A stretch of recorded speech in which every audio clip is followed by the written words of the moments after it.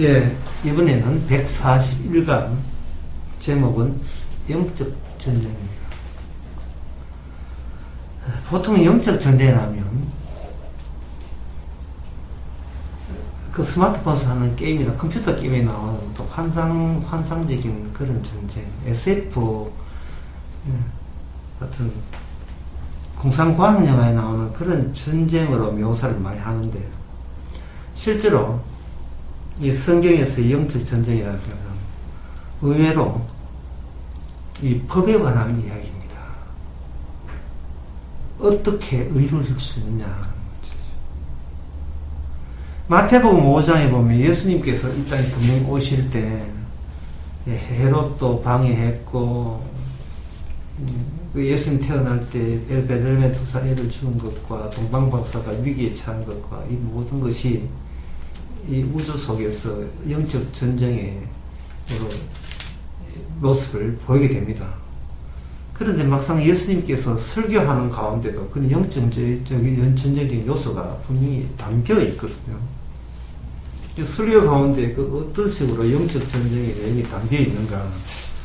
그래서 마태복음 5장 19절에 보면, 그러므로 누구든지 이 계명 중에 지극히 작은 것 하나라도 버리고 또 그같이 사람을 가르친 자는 천국에서 지극히 작다 일컬음을 받을 것이요, 누구든지 이를 행하여 가르친 자는 천국에서 크다 일컬음을 받으리라, 이렇게 되어 있습니다. 그게 이 말씀, 하나님의 주시는 이 말씀을 가지고 과연 천국에 들어갈 수 있는 의를 획득할 수 있느냐에 놓고 보이지 않는 악마와 전쟁하게 있는 상황을 예수님을 통해서 이제 거기 갖추어지는 겁니다. 천지는 그 마태복음 5장 18절에 보면, 내가 진실로 너에게 이르노니 천지가 없어지니 율법의 1.1이라도 반드시 없어지지 아니한다 해서, 인간은 이미 율법 안에 포위되어 있고 갇혀져 있다는 사실을 말해줍니다. 그리고 영적 전쟁이라는 것은 뭐냐? 법이 동원되고, 그 구체화된 게 율법이죠. 율법이 동원되어서 율법을 가지고 의를 만들 수 있다면, 의가 나올 수 있다면 그 사람은 이긴 자가 되는 겁니다. 만약에 율법 가지고 의를 만들어내지 못한다면 그 사람은 영적 전쟁에서 패배자가 되는 겁니다. 근데 여기서 이겼다, 패배했다는 것은, 이거는 율법이 주어지기 전에는 성립되지 않는 두 패가 되는 거죠.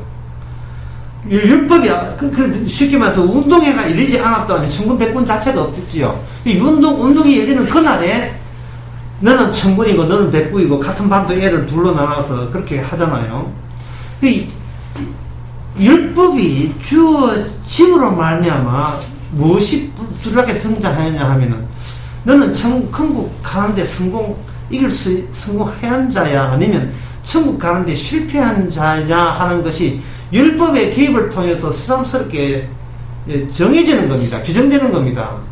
그렇게 될 때 영적 전쟁이라 하는 것은 나의 전쟁이 아니라는 사실을 알아야 됩니다. 나의 전쟁이 아니고 율법을 제시한 법의 전쟁이죠. 율법대로 성취하는 편에 속하느냐, 아니면 율법을 성취하지 못한 편으로 분류되느냐에 대한 전쟁입니다. 율법이 개입되지 않으면 이런 분류 자체가 성립되지 않지요. 예수님께서 영적 전쟁을 하시면서 율법을 가지고 이제 이 세상에 들어오셨습니다. 들어오셔서 이렇게 20절에 이렇게 합니다. 내가 너에게 이르노니, 마태복음 5장 10절, 너희 의가 서기관과 바리새인보다 더 낫지 못하면 결단코 천국에 가지 못하리라, 여기 되어 있습니다. 이 말씀은 뭐냐 하면, 우리가 천국을 들어가려고 하면 필히 누구를 만나게 되느냐 하면, 서기관과 바리새인 같은 방식으로 천국에 들어가려는 그러한 자들과 맞닥뜨리게 된다는 겁니다. 지금 예수님이 나타난 자체가 천국이 가까이 온 겁니다. 이건 세례요한이 그렇게 이야기했습니다. 그러면 예수님이 천국을 몰고 왔다, 또는 예수님을 천국을 동반해서 왔다, 이렇게 이야기할 수 있는데, 그렇게 예수님이 천국에 돌아왔으면 우리한테 바로 주면 될 텐데, 마태복음 5장 20절에서 그렇게 바로 주시기보다는 서기관과 바리새인들을 언급하십니다. 그것은 이 세상이 그냥 예수님은 주고 우리는 받는 그런 중립적인 중성적인 상황이 아니고, 이미 이 세상에 전쟁이 일어나고 있는 거예요. 어떤 전쟁이냐 하면은 예수님이 방식이 아니고 다른 방식으로 천국에 들어가기 위해서 의를 모으고 있는 거, 의를 쌓고 있는 그러한 움직임이 이미 갖추어진 세상에 너희가 살고 있다는 겁니다. 그렇다면 예수님께서 우리를 거기서 건져낸다는 말은 결국 무엇을 건져낸다는 말이냐 하면은 바리새인과 사두개인들 같은 방식으로 의를 축적해서 그 축적된 의를 가지고 천국에 가려는 자들을 주께서는 예수님께서 오셔야 그것이 건정을 받는 겁니다. 예수님 오시지 아니하면 그들은 기껏해야 아무리 애를 써도 바리새인과 사두개인과 한패가 되고 한 방식에 머물러 있게 되죠. 그래, 주님께서 이러한 말씀은 또 무엇을 우리에게 시사하느냐 하면은, 내가 너희를 구원한다는 말은 그냥 맹탕으로 구원하는 것이 아니고 서기관과 바리새인과 똑같은 사고방식과 똑같은 삶을 살고 있는 너희를 구원하는 거죠. 그렇다면 여기서 우리가 필수적으로 영적 전쟁을 하면서, 이건 딴 거 생각할 필요 없죠. 영적 전쟁을 하면서 우리가 서기관과 바리새인처럼 그런 식으로 의를 만들려고 하는 것과 우리 오신 예수님이 싸움이 되는 그러한 전쟁 속에 우리가 놓여 있다고 생각하시면 됩니다.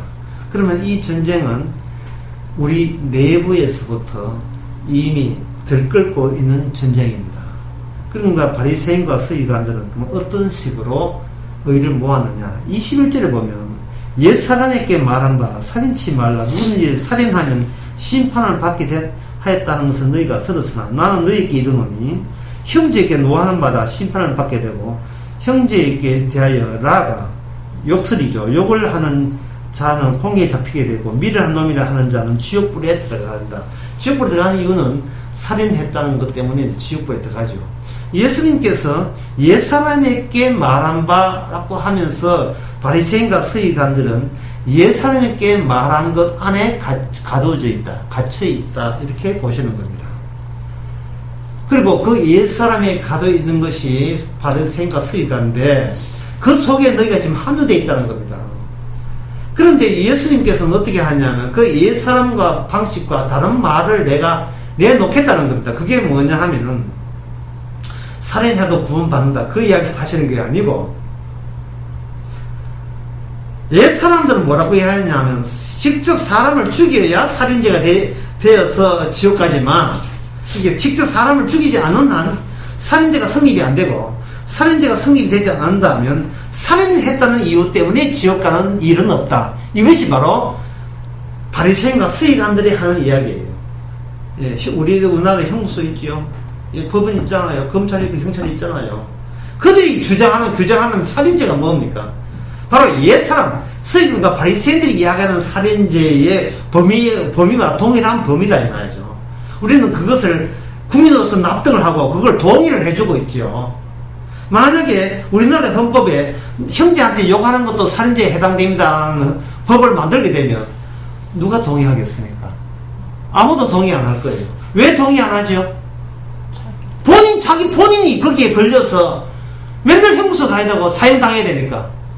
따라서 인간들이 많은 이 서기관 바리새인은 뭐냐면은 자기만큼은 살고자 하는 식으로 법을 그런 식으로 이해하는 그러한 형편과 상황 속에 우리는 거기에 곱게 놓여 있는 겁니다. 뭔가 안심하는 투로.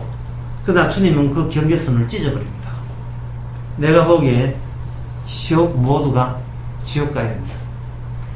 옛 사람들은 살인 안 하면 살 수 있다는, 천국 갈 수 있다는데, 그게 의인 된다는데, 나는 너희께 이야기한다. 과연 의인이라고 할 수 있는 사람 누가 있느냐? 아무도 없다. 이것이 예수님의 상상설교입니다. 법입니다. 이 법이 있는 곳이 영적 전쟁이고, 그 전쟁에서 예수님이 제안한 구원은 이겁니다. 나는 의인을 부르러 온 것이 아니고 죄인을 부르러 왔다. 그겁니다. 따라서 영적 전쟁에서 구원받은 사람은 자기가 죄인인 것을 아는 사람입니다.